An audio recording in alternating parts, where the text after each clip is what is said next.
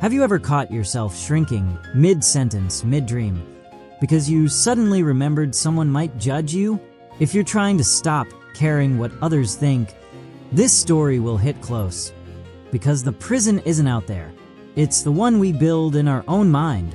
One comment at a time. Maya didn't always feel trapped. In high school, she was the girl who wrote funny lines on sticky notes and left them inside library books. Little jokes, small poems, one sentence that made strangers smile. It was her secret kind of magic. But adulthood has a way of turning magic into cringe. Maya was 26, living in a normal apartment outside Columbus, working a normal job at a medical billing office. Quiet co-workers, bright fluorescent lights, the kind of workplace where people smiled with their mouth, not their eyes. And every Tuesday night, Maya had a dream she didn't tell anyone about. Open mic night, not because she wanted fame, not because she wanted to be an artist. She just wanted to feel alive again. She wanted to step up to a microphone and read her spoken word pieces, funny, honest, a little vulnerable. The first time she went, she sat in the back of a small coffee shop called River and Pine. The stage was tiny, the lights warm, and the crowd was friendly in that gentle, imperfect way. A woman with blue hair read a poem about anxiety. A man in a hoodie sang a soft song with shaking hands. Nobody was perfect. Nobody got booed. People clapped because they understood how hard it was to be seen. Maya's hands trembled in her lap. She whispered to herself, "Next week." But that night, she made one mistake. She mentioned it at work. It slipped out during lunch when someone asked, "What are you doing this weekend?" Maya tried to sound casual. I might go to an open mic thing." The fork paused midair. A couple heads turned. "Like you're performing?" A coworker named Trish asked, eyebrows lifting. Maya laughed, but it came out thin. "Maybe. Just reading something." Trish smiled like she was being kind, but her voice had that edge. "Oh my gosh, I could never. That's brave." Brave didn't sound like a compliment. It sounded like weird. Another coworker leaned in. "What kind of stuff do you read?" "Just little stories. Poems." He smirked. "So you're like an influencer now?" People laughed. Not cruelly, but enough. The next day, Maya heard whispers in the hallway. "Did you hear? Maya's gonna do poetry." I didn't know she was like that. The words weren't knives. They were pins. Small, constant, quietly deflating her. And something changed.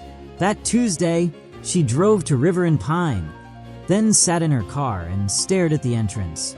Her chest tightened. She imagined coworkers finding out. She imagined someone recording her. She imagined one awkward pause, one shaky line, then a group chat, a screenshot, a caption. When you think you're deep, her mind started overthinking everything. Her fear of judgment became louder than her voice. She drove home, and she didn't go back the next week, or the next. At first, it felt like relief, like avoiding pain. But after a month, the relief turned into something else. A quiet sadness. Maya still wrote, but only in notes she never shared. She'd start a piece, then stop halfway. What's the point? Who do you think you are? People will laugh. She didn't realize it, but she had become a professional people pleaser without even trying. She shaped herself around imagined reactions. She performed normal, so nobody could reject her. Her world got smaller. Even her clothes changed. Less color, less risk, less her. One Friday evening, after another week of feeling invisible, Maya stopped at a thrift store to donate a bag of old clothes. She didn't know why. She just wanted to get rid of things that reminded her of a bolder version of herself. At the donation counter, an older man was sorting books into boxes. He wore a simple cardigan, round glasses, and a calm expression like he had nowhere else to be. Maya recognized him. He was the man who ran the small community shelf at the coffee shop. The one who always sat near the stage with a notebook. not watching like a judge, but listening like a friend. He looked up and smiled. "Hey, River and Pine, right? Haven't seen you in a while." Maya felt heat rise to her face. "Yeah, work got busy." The man nodded like he didn't need her to pretend. "It usually does."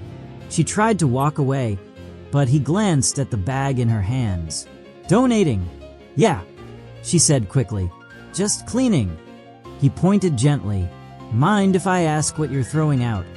Maya hesitated. "Old stuff. Clothes. Not me anymore." He didn't argue. He just said, "Sometimes we throw out the wrong things because we're trying to make the noise stop." Maya's throat tightened. Noise. He reached into his pocket and pulled out a tiny object. A small keychain shaped like a volume knob, like the kind on an old stereo. It even had a little indicator line. He placed it on the counter between them. "This," he said, "is what changed my life." Maya blinked. "A volume knob?" He smiled. "People think the problem is that the world is loud, but the real problem is we hand the world the control." Maya stared at it like it was ridiculous and somehow exactly right. He slid the keychain closer. "What happened to you?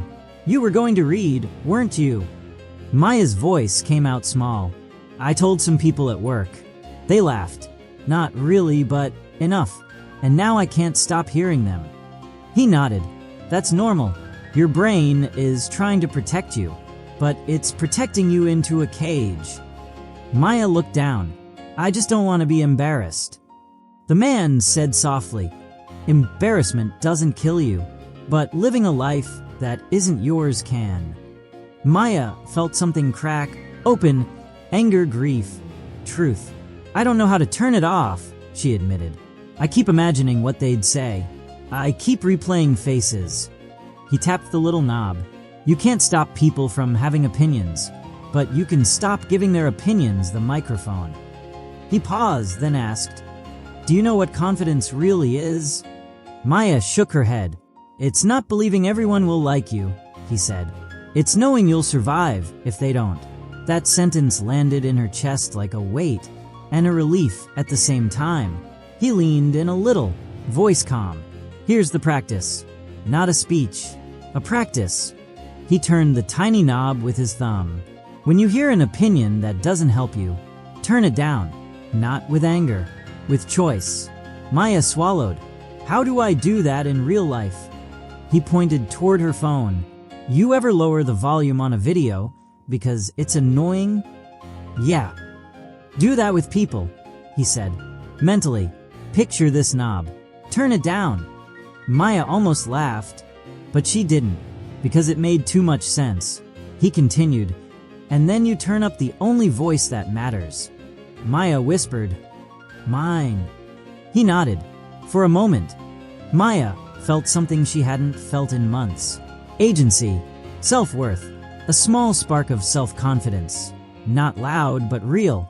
The man picked up the volume knob keychain and placed it in Maya's hand. "Keep it.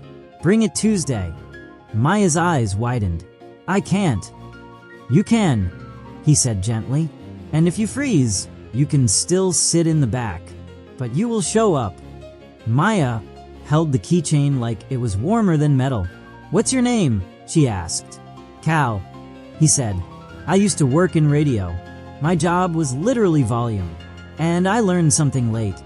Some voices aren't worth broadcasting." Tuesday came faster than Maya wanted.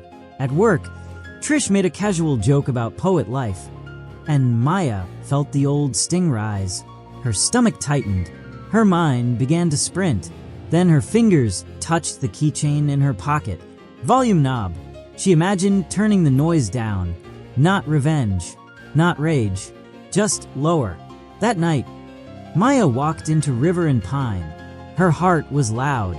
Her hands were cold. Cal was there, sitting near the front. Notebook open. He didn't wave. He didn't perform support. He simply looked at her, like he already knew she could do it. When the host said, "Next up, any first-timers?" Maya stood before her fear could vote. Her legs carried her to the stage. The microphone looked bigger up close. The light warmed her face. She could feel the room waiting, not to attack, but to witness. She breathed, and for one terrifying second, she heard the imagined voices again. Cringe. Who does she think she is? This is going to be embarrassing. Maya pictured the knob. She turned it down. Then she turned up her own voice. I wrote something, she said, voice shaking but clear, about how easy it is to disappear. And she began, not perfectly, not flawlessly, but honestly. Halfway through, her hands stopped trembling. Her shoulders dropped. The words started to feel like home again. When she finished, there was a beat of silence. Then applause, real applause, the kind that says, I felt that. Maya stepped off the stage and sat down, chest burning, eyes wet. Cal leaned over and said quietly, see? Still alive. Maya laughed through tears. Yeah. The next morning at work, nothing magical happened. No one suddenly admired her. No one apologized. No dramatic transformation. But something was different. Maya was different. When someone made a small joke, she didn't collapse inside. When she felt the old fear rise, she recognized it as fear, not truth. She kept writing. She kept going. A month later, she posted a short clip of her reading. Nothing dramatic. Just a tiny moment of courage. A few people liked it. A few ignored it. And one coworker, the quiet one who never joined the teasing, messaged her. I watched. That was really good. I've always wanted to do something like that. Maya stared at the message for a long time, not because she needed the approval, but because she realized something important. When you be yourself, you don't just free yourself, you give other people permission too. Here's the moral of this story. People will always have opinions. Some will praise, some will mock, most will forget. But if you build your life on their reactions, you'll live like a guest in your own body. The goal isn't to eliminate judgment. The goal is to stop obeying it. If you struggle with social anxiety, if you feel trapped by overthinking, if your life has become a performance, remember the volume knob. You don't have to fight every voice. You just have to stop turning them up. Turn down what doesn't help. Turn up who you are. That's what it means to stop caring what others think. Not becoming cold, but becoming free. And if you needed this story today, here's a simple question. What's one thing you've been holding back because you're afraid of people's opinions? Write it in the comments. And if you want more stories that build self-worth and help you start living your truth, subscribe to Rise Focused. Your life is waiting for you to take the control back.